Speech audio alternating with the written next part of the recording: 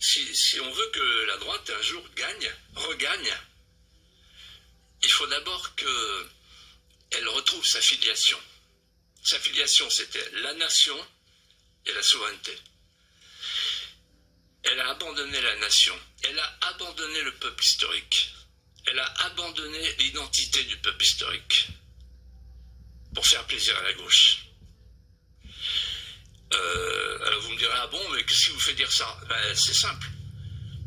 Qui est passé de l'immigration de travail à l'immigration de peuplement sous l'influence du patronat? Valéry Giscard d'Estaing et Jacques Chirac. Qui a fait Schengen? Qui a fait sauter la frontière? Jacques Chirac. Et si on passe maintenant, et donc en fait, ils ont fait entrer un nouveau peuple. Pourquoi? Parce que la droite ne pense plus qu'en termes économiques depuis 50 ans.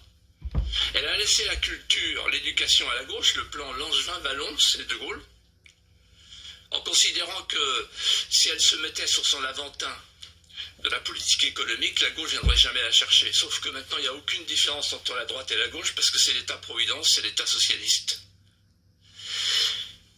Deuxièmement, elle a abandonné la souveraineté, elle a transféré la souveraineté, c'est elle qui a transféré la souveraineté, c'est Chirac, Juppé, au moment de Maastricht avec Mitterrand. On a transféré la souveraineté. Donc à partir du moment où on abandonne la nation et la souveraineté, qu'est-ce qui reste? Pas grand-chose. Deuxièmement, la droite, si elle doit retrouver sa filiation, la nation et la souveraineté, il faut aussi qu'elle brise l'interdit moral. Regardez-les tous quand ils parlent. Ils disent « Ah oui, mais jamais d'alliance avec le Rassemblement national. » Donc rien ne change en fait. Il y en a 4 qui ont tenté de briser l'interdit moral dans l'histoire, que j'ai bien connu. Le premier, c'est Michel Poniatowski, qui m'a dit des dizaines de fois, j'explique à Giscard, il ne comprend rien, il faut faire la grande alliance de toutes les droites comme la gauche a fait l'alliance de toutes les gauches.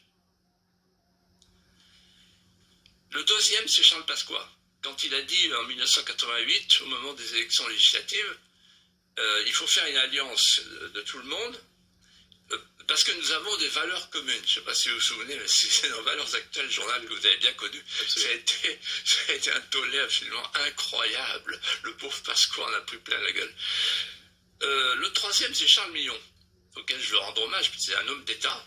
Et quand il est arrivé à la tête de la région, il a dit « Moi, j'accepte les votes de tout le monde ». Il a été élu, mais mal élu, puisqu'il y avait des gens du Front National à l'époque qui avaient voté pour lui, donc destitué. Il s'en est jamais remis, le pauvre. Et enfin, le quatrième, c'est Éric Ciotti. Lui, il est allé carrément, il a fait l'alliance. Et enfin, troisièmement, le plus important, il faut que la droite aille chercher son patrimoine, c'est-à-dire l'esprit d'entreprise pour refaire une société d'entrepreneurs, la culture pour refaire une société de créateurs, et le sociétal pour refaire une société de voisinage. En fait, quelle est la différence entre la droite et la gauche? Quand on réfléchit bien, la gauche, elle tient tout entière dans une réplique du Faust de Goethe. Méphisto qui dit « Je suis l'esprit qui toujours nie ». Qu'est-ce que ça veut dire? Ça veut dire « Je suis l'esprit qui est dans la négation du réel. Je nie le réel ». En d'autres termes, la droite c'est le réel, la gauche c'est l'utopie, c'est le refus du réel. Or,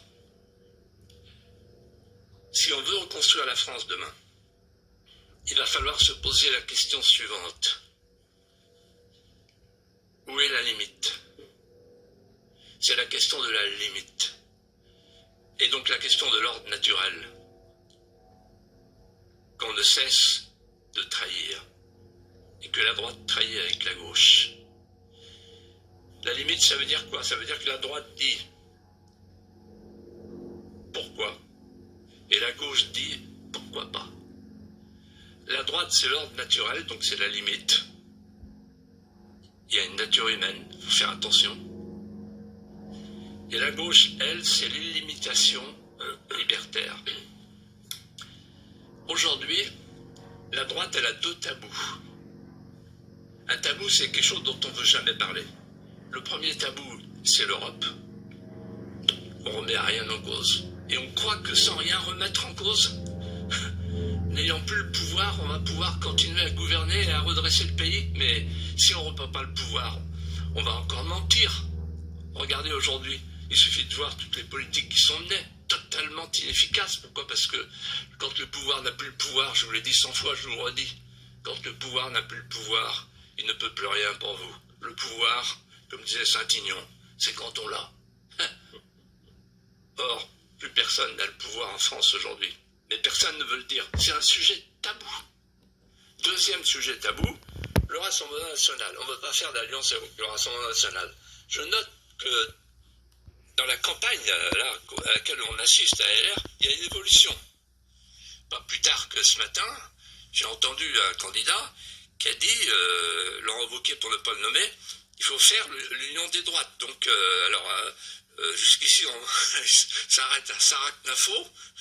Bon, encore un petit effort et puis il y aura tout le monde. Parce qu'il n'y a aucune raison que... Il n'y a vraiment aucune... Alors, dans le temps, il y avait des raisons officielles. Il y avait l'antisémitisme, il y avait l'immigration. Mais maintenant, aujourd'hui, le problème de l'immigration, il est partagé par tout le monde. Voilà.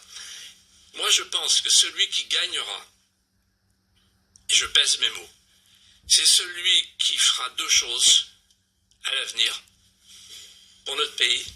Premièrement, qui proposera une politique de redressement impressionnante, une politique de redressement qui renversera la table dans tous les domaines. Et deuxièmement, et le milieu politique aujourd'hui n'y est pas prêt. Les Français y sont prêts, mais pas le milieu politique. Et deuxièmement, quelqu'un qui osera dire « moi je fais l'union des droites comme ils ont fait l'union à gauche », sans aucune exclusive.